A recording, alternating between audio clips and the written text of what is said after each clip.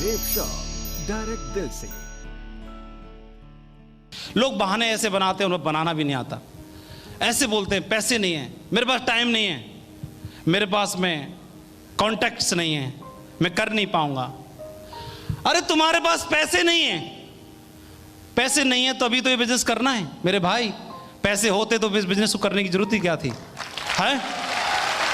नहीं है, मुझे भी मालूम है पैसे नहीं है, मेरे पास भी पैसे नहीं है, इसीलिए मैंने शुरू किया है। आपके पास भी पैसे नहीं है, पैसे की कमी को पूरा करने के लिए तो करना है।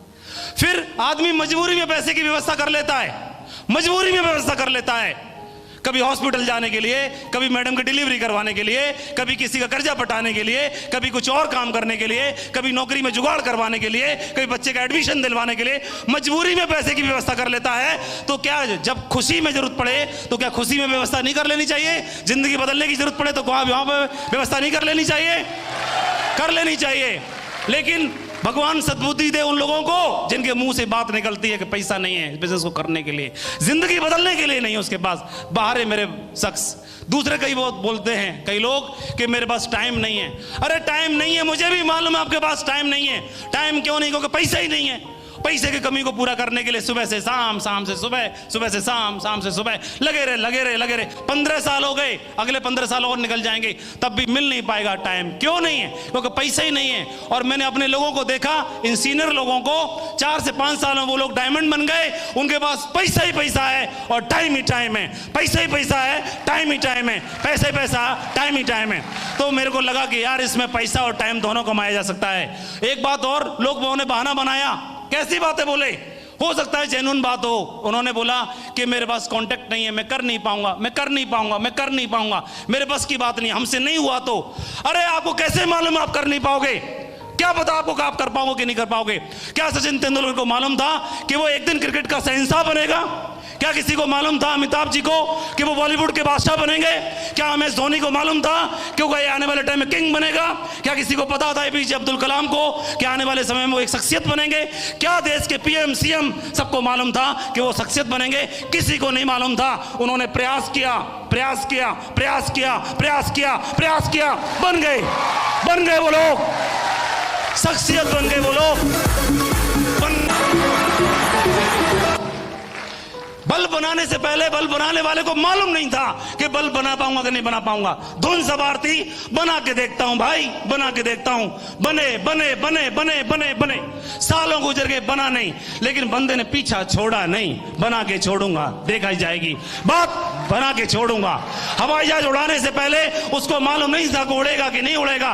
और कई बहुत सलाह लोगों ने, विद्वान लोगों ने सलाह दी, उड़ता नहीं है, उड़ती नहीं मशीन, उड़ता नहीं है लोहा। लेकिन वो पागल थे और उड़ा डाली उन्होंने, पागल बन के उन्होंने उड़ा डाली। ओम प्रकाश जी, नरसिंह ग्रेवाल जी, राजीव चतुर्वेदी जी, संजय जैन जी और भी ढेर सारे डायमंड, वो भी पागल बन गए। उनको लगा दिमाग में लगा कि शायद हम भी बन जाएं डायमंड। उनको मालूम ही नहीं था कि वो डायमंड नहीं बन सकते। ओम प्रकाश जी को मालूम ही नहीं था कि वो डायमंड इस बिजनेस में नहीं बन सकते। लेकिन ये बात उनको कहां पता थी? उसी तरह, ठीक उस तरह से जिस तरह भंवरे को पता ही नहीं होता कि साइंटिफिक तरीके से देखा जाए, शारीरिक स्ट्रक्चर के आधार पर देखा जाए तो उड़ ही नहीं सकता। लेकिन उस पगले को ये बात पता ही नहीं है और अनजाने में उड़ता रहता है, उड़ता रहता है, उड़ता रहता है। और ओम प्रकाश जी को, ग्रेवाल जी को, चतुर्वेदी जी को, बाकी लोगों को मालूम ही नहीं था कि वो डायमंड बन नहीं सकते। और अनजाने में वो लगे रहे और डायमंड बन गए। उदाहरण पेश कर दिया पूरी दुनिया के सामने, पूरे हिंदुस्तान के सामने, हम बन के दिखा दिया, आप भी बन सकते हो। रास्ता खुल गया सभी लोगों के लिए, रास्ता खुल गया सभी लोगों के लिए, खुल गया सभी के लिए, सबके लिए रास्ता खोल दिया। डायमंड बन के दिखाया सकता है। और दोस्तों, हमने उनको देखा इस बिजनेस में डायमंड बनते हुए। एक ही दिमाग में भूत सवार था, डायमंड बनना है चाहे कुछ भी क्यों ना हो जाए। और मैंने जिन 35 लोगों को प्लान दिखाया, उन्होंने जो बहाने बनाए तो बनाए, कोई फर्क नहीं पड़ता, मैं लगा रहा। उन्हीं 35 लोगों में से एक मेरे साथी थे जो स्कूल में पढ़ाया करते थे, डॉक्टर साहब थे, प्रिंसिपल थे जिस स्कूल में पढ़ाता था वहां के। उन्होंने आकर के बिजनेस को ज्वाइन कर लिया। लेकिन दोस्तों, इसको ज्वाइन करा के बिजनेस में लाखों की टीम बन गई। वो आपके सामने वो शख्स विजयपाल जी के रूप में यहां पर क्राउन बन के बैठे हुए हैं।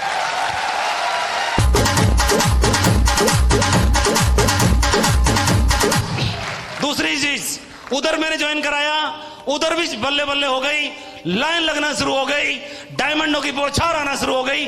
5 साल में मैं डायमंड बन गया, डायमंड बना, घर में खूब खुशियां।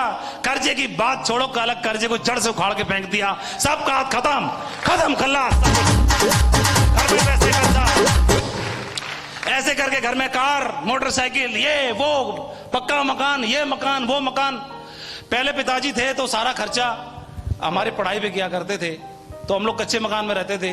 तो 1-2 रिश्तेदार वगैरह जो समझदार टाइप के रिश्तेदार होते हैं, तो पीछे बोलते होंगे तो मुझे मालूम नहीं, एक बार मेरे सामने ही बोल दिया कि तुम्हारे बाप ने क्या कर लिया है, नौकरी है, एक पक्का कमरा नहीं बनवा सके।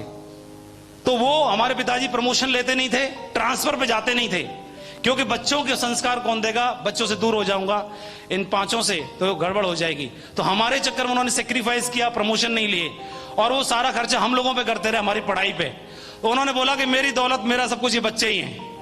और तो मेरे दिमाग में था कुछ भी हो जाए भाई, मकान पक्का जरूर बनाना है एक बार। तो मैंने काम करना शुरू किया, और आगरा में जितनी भी पोर्स कॉलोनी है, सबसे महंगी आगरा में, पूरा पश्चिम उत्तर दक्षिण हर दिशाओं के अंदर जितनी भी पोर्स कॉलोनी है, उस पोर्स कॉलोनी में माधव के नाम का एक फ्लैट, एक प्लॉट, एक लग्जरी प्रॉपर्टी जरूर है। 10 करोड़ रुपए की प्रॉपर्टी पिछले 11 साल में सिक्योर लाइफ की कमाई से आज उसी घर में है।